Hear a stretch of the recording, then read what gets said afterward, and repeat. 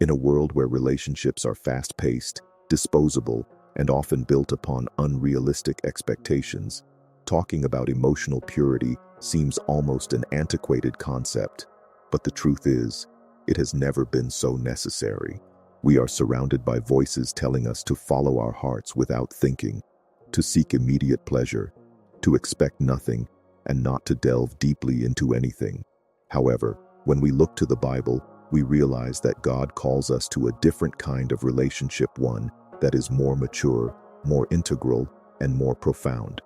He calls us to live love in the way He created it, not as impulse, but as purpose. Christian relationships are not about ancient restrictions, but about protection. God does not set limits to deprive us, but to preserve us. And when speaking of dating, waiting, and love, the Bible reminds us that emotional purity is just as important as physical purity. Our feelings matter. Our thoughts matter. The way we deal with the other person matters. That is why the Apostle Paul, in 1 Thessalonians 4:3-5, warns us to flee from impurity and to learn to control our own body, living in a holy and honorable way. This is not just about external acts, but about internal intentions, about how we treat our own heart and the heart of the other. Love, according to God, is not born of haste. It is born of character. It does not flourish on impulse, but on care. And perhaps this is one of the most difficult lessons for our generation. Love is not what we suddenly feel, but what we choose to build daily. Waiting, so despised by many, is actually a spiritual school. Waiting does not mean stagnating. It means preparing oneself. It means maturing, strengthening identity, healing wounds, and aligning priorities. Christian dating is not a test to see where it leads. It is a conscious path to discover if two lives are walking in the same direction of faith. And that is exactly why emotional purity is essential. Many people get hurt not for lack of love, but for entering relationships without being whole, without being ready, without understanding the value of their own heart. They connect too fast, give themselves emotionally too soon, and place expectations on people who do not yet have the maturity to deal with them. But God calls us to something better, to a love that builds up, honors, and respects. And this love is so beautifully described in 1 Corinthians 13:4-7. A love that is patient, kind, that is not proud, that does not seek its own interests, that is not easily angered, that bears all things, believes all things, hopes all things, endures all things. This love is not confused with fleeting passion. It does not burn fast and extinguish quickly. It grows in silence, strengthens with time, and is rooted in faith. It teaches us that loving is more than feeling.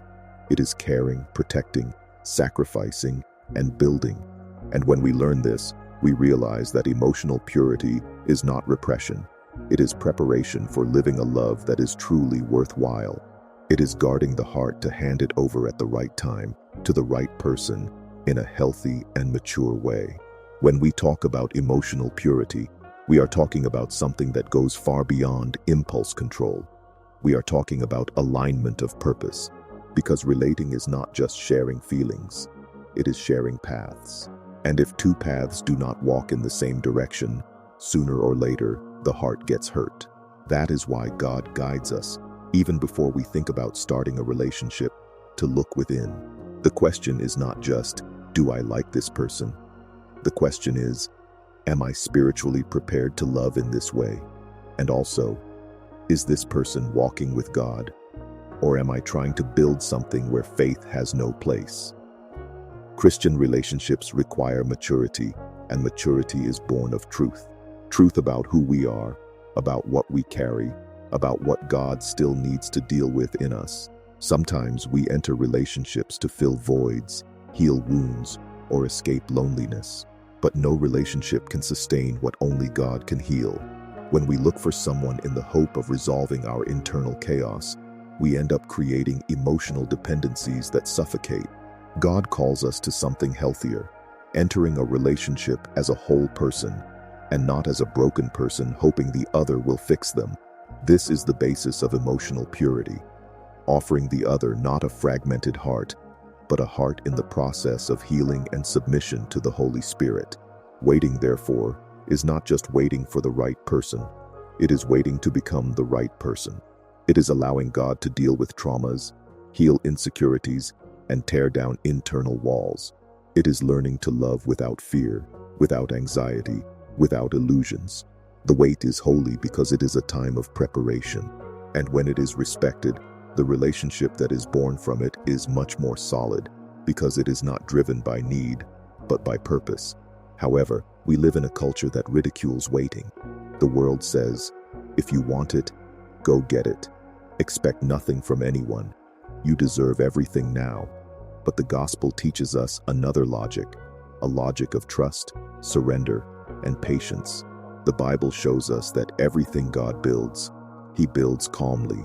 When we try to rush processes, we create fragile relationships. When we allow God to lead, we build relationships that withstand storms. It is at this point that 1 Thessalonians 4:3-5 strongly echoes again.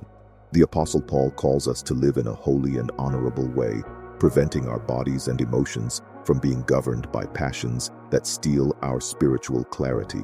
This does not mean denying the beauty of love, but protecting it.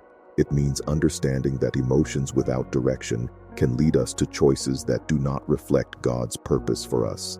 Relationships that start too intensely often do not have enough depth to last. Relationships guided by wisdom, discernment, and prayer, on the other hand, build deep roots.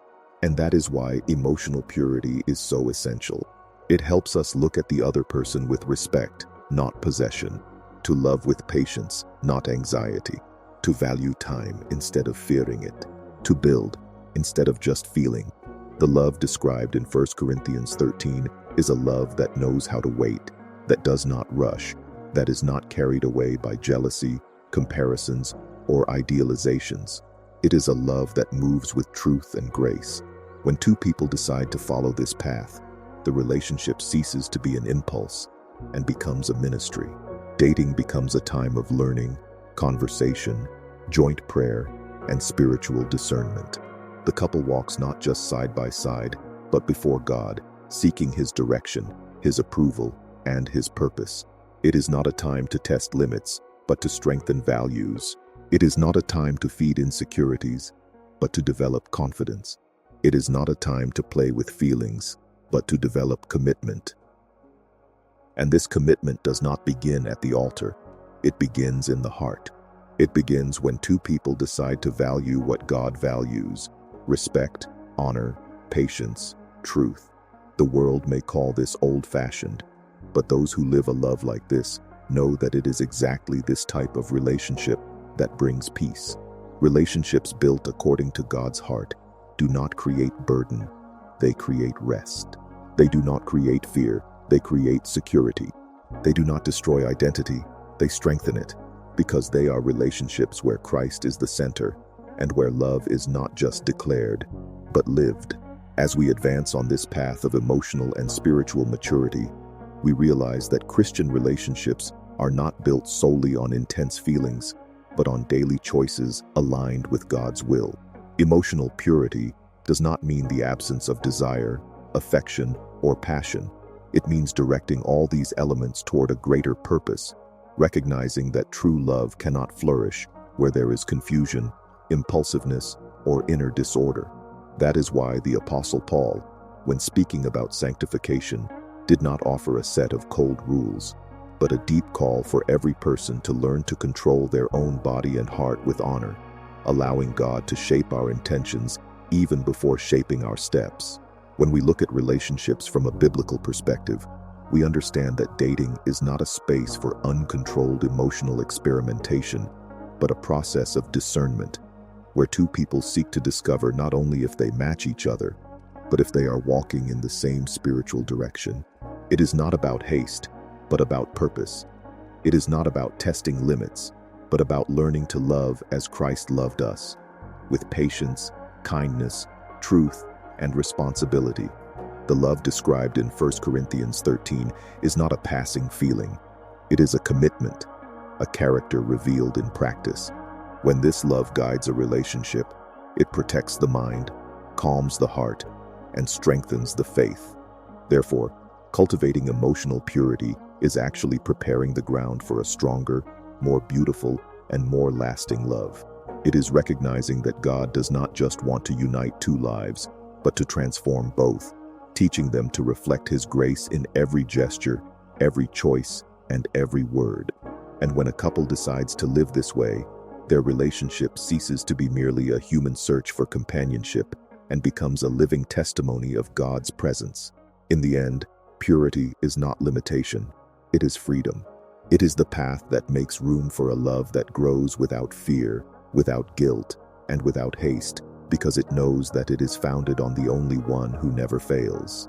And it is this security that allows two hearts to walk together, not just passionately in love, but deeply convinced that the love that unites them was born in the heart of God.